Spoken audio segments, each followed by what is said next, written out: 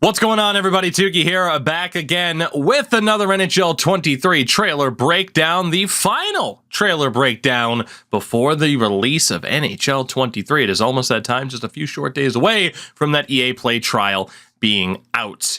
Before we get down to business and going through this trailer, of course, a couple of things off the top as always. First and foremost, a shout out to the EA Creator Program for making this video possible. Secondly, as you probably know, I'm not a huge HUT guy, not a huge HUT content creator. There are tremendous people within this community. No Sleeves is certainly out there. Henrik, Thrash, numerous others that deserve your support with their breakdowns. And, you know, you could argue they're more informed breakdowns at this point, as my consistency with HUT has, it's been going down for quite a while.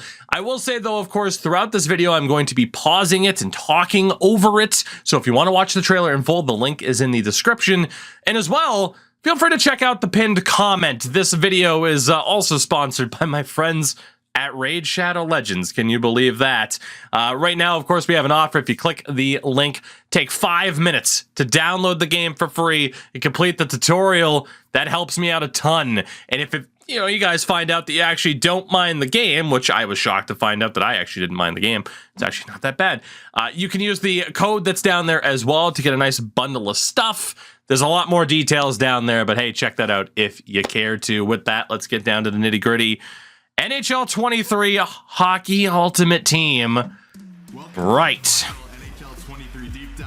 So what this is going to be is me checking out this video and seeing, okay, have you done enough to bring back a casual HUT player like myself? And already I'm just like, oh, this is the first thing we're going with, huh? Okay, that's a nice change for the score bug there at the bottom. The records, the division that they're in. It's nice because obviously, like, NHL 22, if you watched the set plan that we did for that, all like 10 episodes of it before I wanted to throw my controller through a wall, there were numerous occasions where, you know, that the basis of that series is starting with like a starter club and working our way up, obviously. I'm sorry, my nose is itching like crazy. Coming down with a cold, I think. Fun times. Just before NHL comes out. Yeah. It's one of those things where I would constantly get matched up with guys who were in like Div 3 or higher as a Div, like bottom Div guy just starting out the idea of this challenge. Obviously with crossplay being in, shouldn't be as much of an issue. And then even then, it's like, oh, cool. Do I want to try to sweat it out against someone who has a significantly better team than me or not? Like, hey, at least it gives you options.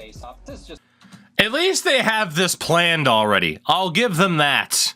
It's not just like, hey, how are you going to implement this? They're just like, hey, here's your first look. Here you go. First month of the game, you know what you're getting in terms of HUT Rivals and how it's going to be set up. I respect that. It's, you know, actually having a plan and sticking to it. Madden. So having a plan and sticking to it, imagine. Champs schedule forward a bit to be Wednesday to Sunday. HUT Champions. Why is HUT Champs just not all week then? If it's Wednesday to Sunday. Like, the original idea behind HUT Champs is to copy Weekend League from like Madden and FIFA, which was weekend. Now HUT Champs is Wednesday to Sunday. Okay. That's not a bad little split then. Play 15, win 15 games. If you want to grind it out for top 100, you can for the better rewards. But HUT Champs then Wednesday to Sunday, get 15 wins, go play other stuff.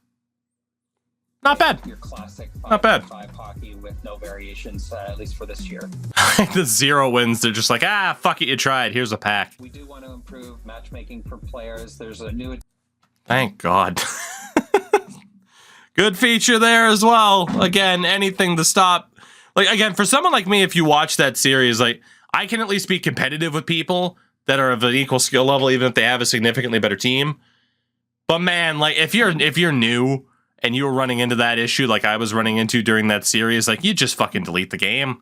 This was, as nice of a change as this was a necessary change. Restrict your search based on skill level. Once cross-platform matchmaking comes in, that's just going to open up more. It is fair, of course, that crossplay is not in for like what, the first month, but match to their skill level. Every year we get a number of new icons through our great partners.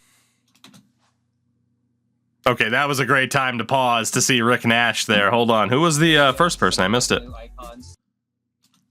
Dan Boyle, Danny Boyle. Nice card art, by the way. I'm cutting off some of it, so it is Daniel Boyle. I mean, Rick Nash, of course, how great it is, as always, to see Boston Bruins legend Rick Nash. The NHL alumni. John LeClaire. LeClaire's been in the game before. The card art's nice, though. Again, I like that they kind of stepped up their game a little bit on that. Brad Richards. Okay, I got to be honest. I like seeing Brad Richards there. Tell me you've added Vinny LeCavalier and then let me play Richards, LeCavalier, St. Louis together. I'm getting back into Hut. Players like Daniel Sedin are getting power-up icons this year, along with new variants of, say, Wayne Gretzky, right? So now instead of just... And this, I knew that they were adding different variants. The idea of like, oh, you can get Edmonton Wayne, you can get LA Wayne, you can get John Wayne, you can get Blues Wayne. He has a saxophone in that picture. Wayne Gretzky, we're going to have an Edmonton Oilers one, as well as one of him on the New York Rangers, with different attributes and abilities that reflect how they played at different points in their careers. I am digging the card art, though. This year is IHF women's hockey integration. I knew this was coming, but women into NHL beautiful. With the IHF license with Hut.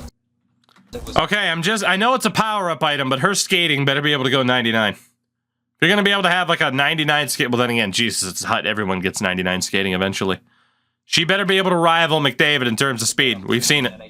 Kendall Coyne Schofield is amazing. Oh, goodness. The AP limit still seems to be at 40. A new element into team building. Okay. Essentially a whole new league added to the game with new players that are going to create new...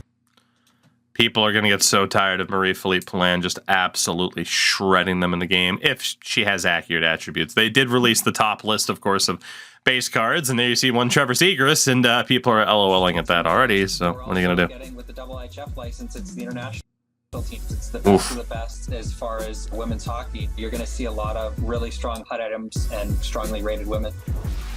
First off, there's just going to be more power live content. More of our NHL alumni from our great partnership into the power-up icons. So you're going to see. I like the concept of that. New exciting players. I like the card art a lot too. We're also adding. That's my biggest takeaway from Hut. It's just pretty card art. With gold. That is my least favorite part of the Hut experience, though. Jesus, they went so far in the Madden Ultimate Team direction with sets and sets and sets and sets and sets. Maybe I'm wrong. Maybe people just view it as, oh, it's just content. Players with I don't know, man. Icons, and we've got some I don't know. That, that's never been a hook for me to want to play more Hut. Them as well as upgrade them all the way up to potentially Gretzky or Lemieux. One thing that's been popular the last couple of years has been team building items. No shit, team building's been popular. It was this is what you've been waiting this whole trailer for, because for the most part, I don't have too much to add. It looks pretty decent. No shit, team building was popular. It was the most popular thing in the 360 PS3 era too, and then you took it out for no goddamn reason. That was the best part, is trying to get MLB style, the full collection of the team to get the boosts. You don't even have it necessarily set up that way anymore, but no shit, it's popular. The program is bigger now. We're going to have a team builder for every team, as well as an 89 OBR that you can trade those into right at launch. This year, to start out at launch, we're going to have Teppo Numminen, Olli Jokinen, Fedor Tutin, Larry Murphy, Milan Hajduk, Keith Good. Love to hear Milan Hajduk in there. And Steve Duchesne. The first event coming to NHL 23 is called Hut Spotlight. We always like to make a point with God, the card art's always so good. First event to have something new. It's always so good. Concept, a new theme, something people haven't experienced before. This year, it's really about celebrating all the big stories from the off season, and then some of the stories of the upcoming. Okay, the big stories of the off season. What am I missing with Zach Whitecloud? Good player, but what's the big story there? We're going to give you the opportunity to earn one of the master items through completing objectives. Hopefully some of the names that people will be excited about are like Alex DeBrincat, who was traded to the Ottawa Senators in the offseason. Okay. Stories like Chris Letang, who obviously re-upped with Pittsburgh Penguins and finished his career now. Like the big Johnny Gaudreau. Why was there one for Jared McCann and Zach Whitecloud, though? I'm very confused. Hopefully someone on there, you know, or someone in the larger list will be someone you're excited to add to your team. We can take. I'm very confused. Like, am I losing my mind? Like, yeah. And he's the same rating. Like, what did Jared McCann do? Like, Bowen Byram's fine because he was good in the playoffs. Someone in the larger list will be someone you're excited to add to. Knights fans, let me know. What did he do? About the speed progression especially. We've rebalanced some of the synergies this year to make sure that there's good attractiveness for all of them and you're not kind of forced to go after one just because it has speed. That of course doesn't matter. That's the same thing as Ishil. There will end up being a meta. The idea of like, oh, you don't want to go for these specific, there will end up being a meta.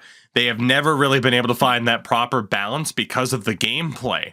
Like the idea, the concept of like, oh, well, you could go this way, this way, this way, or this way. That doesn't really work. And not in Ultimate Team, not with the way that they've set up the gameplay with the idea of like, oh, well, you know, you could play this, you know, you could really focus on the dump and chase and stuff like that. Not too many people are doing that. You know, even in FIFA, the idea of all the extra tactics that they have, the idea of what you look for is still the same. There will be a meta. Same with the ASHL, with them being like, oh, we've reorganized the way you can set up the builds, the boost that you get. Same thing with synergies. It's not going to matter. And you're not kind of forced to go after one just because it has speed. We're also going to have half speed acceleration increase as cards upgrade. We also noticed a lot of centermen were having low face-off ratings. And oh, you noticed that? Huh? Well, I'll be a son of a bitch. NHL 22 is where they finally noticed that a lot of centers weren't used because they had shit face-off ratings.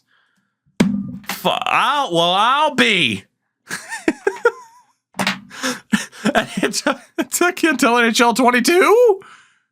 Making them less effective at being centermen despite that being their primary position. So this year we're actually introducing a minimum face-off rating for centermen. And then for goalies, rather than caps on taller goalies, shorter goalies will actually have boosted glove high speed and agility this year. I mean, it makes sense. You know, that way shorter goalies aren't viewed as irrelevant, but they're always going to be viewed as irrelevant. It's just, One more thing to help with progression this year is some new exchange sets that are going to let you trade 82s into 83s and upwards as well. We're really excited about everything coming to Hut this year. Rivals themes, win rewards in Rivals, women in Hut, some new power-up icon builds, some progression fixes, some great stuff coming in live service. So really excited to hear everyone's feedback. So he said it for me. I'm excited to hear the feedback, especially from my community that's so based upon franchise mode and custom rosters. Does this just sound like more of the same to you? If you're not into Ultimate Team? If you are into Ultimate Team, does this sound like more of the same to you? Is this a needle mover for you when so much of it just seems like, you know, the tweaks, the quality of life changes, so on and so forth? I'll be honest, I will likely, again, check out Ultimate Team, but it is the same idea of so much of what you're doing sounds nice, but the gameplay is still the way the gameplay is. So on top of, like, here's weird cards that have 88s. Like, what did Jared McCann do? I think he signed a new contract. Like, is that... Like, shit, does Eric Goodbranson have an 88 then? He signed a good contract, too. Like, son of a bitch. Like, there's just some of those things where it's like, okay, like, cool, there's an 88 Johnny Gaudreau at the start of the game.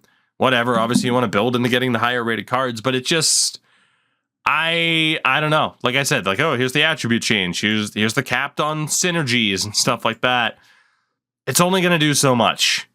So, I don't know what the major change is on the, you know, at the top of my head. I don't know what the major change is that they could bring forth to have Ultimate Team be more appealing, because I feel like so much of it's tied to the gameplay.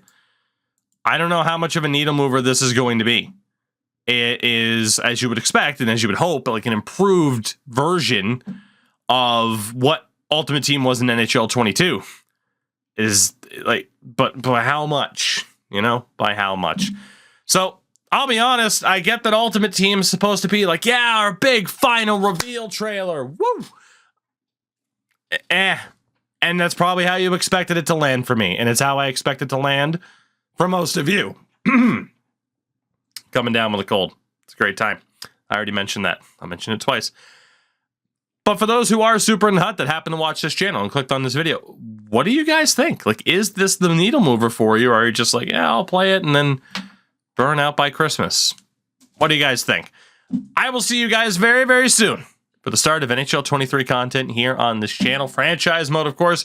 Will there be a pro? Probably not. Will there be Ultimate Team eventually? Probably. And then, of course, the roster editing fun begins very, very soon. Fun times ahead. God, it's going to take forever. I thank you guys for watching. I will see you next time. For the start, like I said, of some NHL 23 stuff here on the channel. For now, goodbye.